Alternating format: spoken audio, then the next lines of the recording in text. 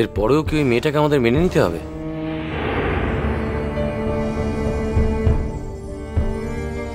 যা রটে তার কিছুটা তো বটে। আর এই কথা তো সত্যি যে মেয়েটা মন্দির থেকে পালিয়ে গিয়েছিল। নীলও তো তাই জানে। মেজো কাকিমা, নীল খালি এটুকুই জানে না যে পালানোর আগে ঠিক কি হয়েছিল। আর সেই গ্যাপটা তো ডিঙ্গাভাসী থেকে পুরোহিতরা এসে ফিল আপ করে দিয়েই গেছেন।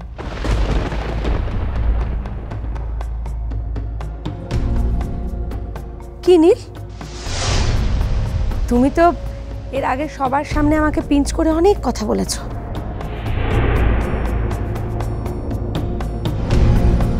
আমি কোনো উত্তর করিনি। এখন বিশ্বাস হলো তো? ও যা বলেছে, সমস্ত বড় বড় ব্যাপারে যা বলেছে তার কোনোটাই সত্যি নয়, সত্যি কথাও বলেনি।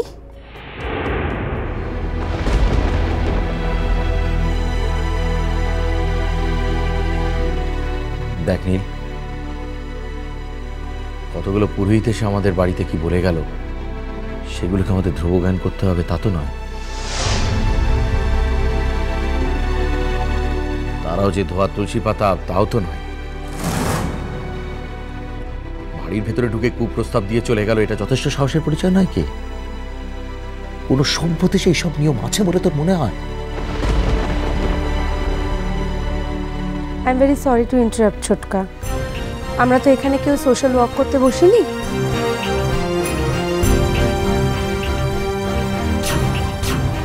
আমরা এখানে সবাই বসেছি আমাদের বাড়ির বউকে নিয়ে আলোচনা করতে।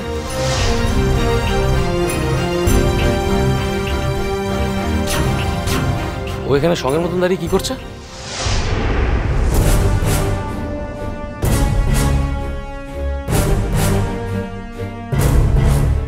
ও কি এখানে নতুন করে কোনো ব্যাখ্যা দেবে বলে দাঁড়িয়ে আছে?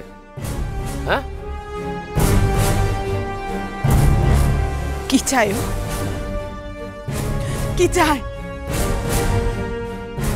আমরা পুরো পরিবার সবাই মিলে গলায় দড়ি দিয়ে আত্মহত্যা করি, তাই চাই তো?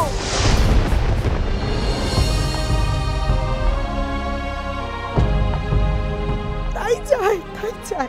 প্লিজ। তুমি এখানে কেন এসেছো? কি দরকার তোমার এখানে?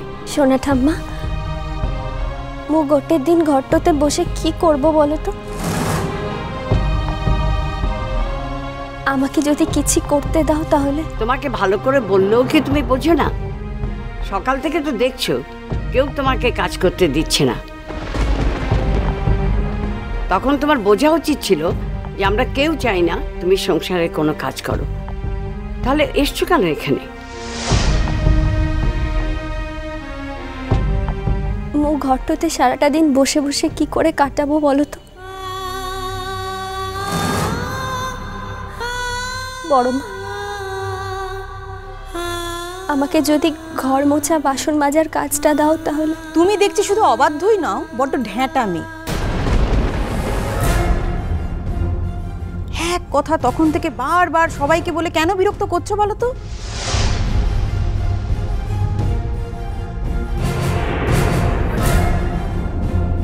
তোমরাই দেখো না, আমি তো স্পষ্ট কথা বলি, তুমি সবার কাছে খারাপ, আমার উপর সবার রাগ, তাই না? তোমরাই মিলি নাও।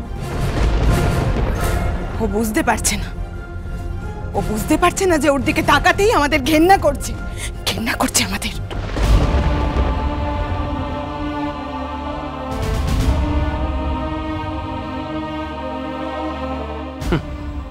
সেসব বুঝলে তো হয়েই গেছিল।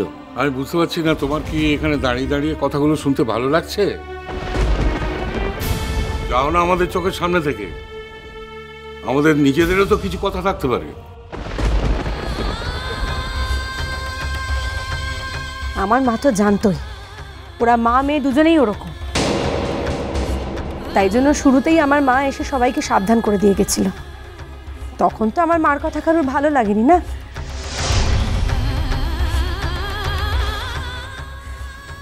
দিদি, তুমি মোর নামে যা খুশি তাই কো, কিন্তু মোর মার নামে কিচ্ছুটি বলো না। জগন্নাথ তাহলে সহ্য করবেন না। দেখলে দাদু ভাই,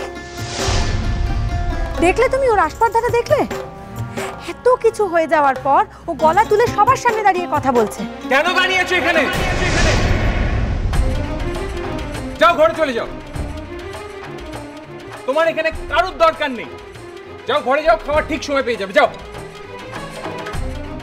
নীল,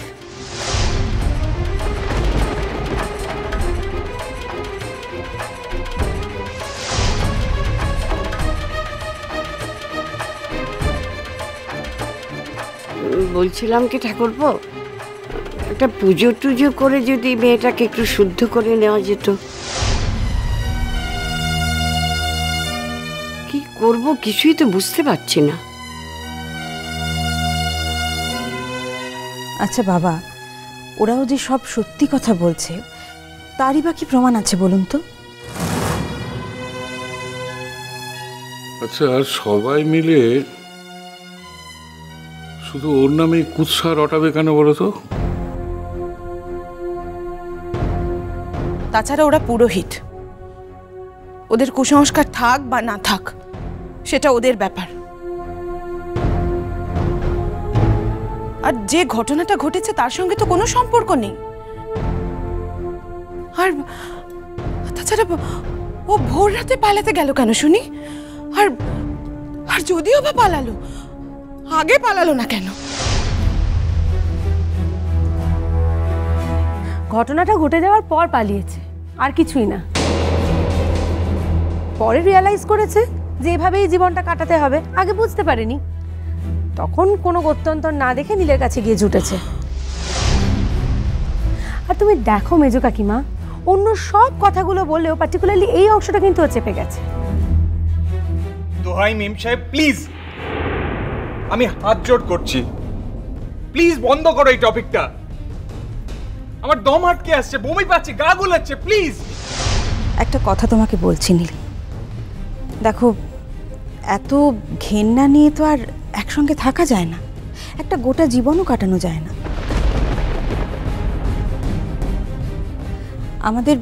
আমাদের সবারই যখন ওকে নিয়ে একটা সংশয় জন্মেছে, তখন মিছিমিছি এত অশান্তি না বাড়িয়ে বরং ওকে ওর মার কাছে ফিরিয়ে দাও।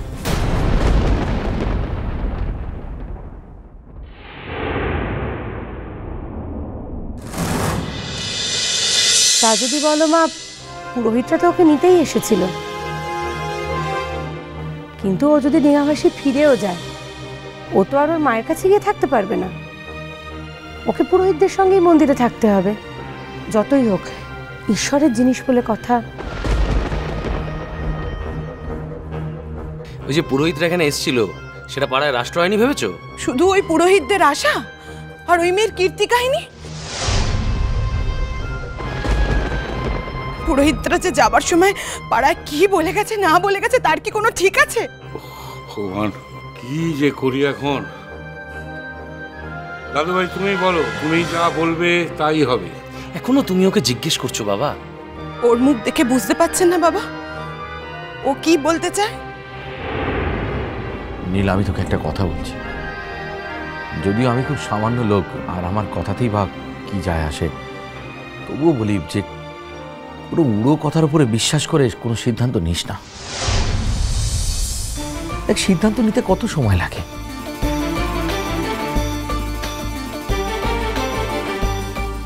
এক্ষুনি মনে করলে এক্ষুনি সিদ্ধান্ত নেওয়া যায়। আজকে বললে ও কালকে চলে যাবে, বা আজকে তাড়িয়ে দিলে ও কালকে ফিরে যাবে।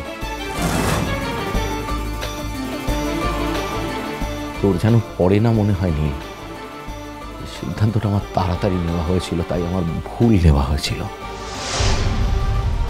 ওকে এখন তাড়িয়ে দিলে ওই পুরোহিতরা যে জীবনের কথা বলছিল, হয়তো ওকে সেই জীবনেই ফিরে যেতে হবে। সেই ব্যাপারে তো আমাদের কারোর কোনো সন্দেহ নেই। হয়তো আগের বার ও পালিয়ে বেঁচেছিল।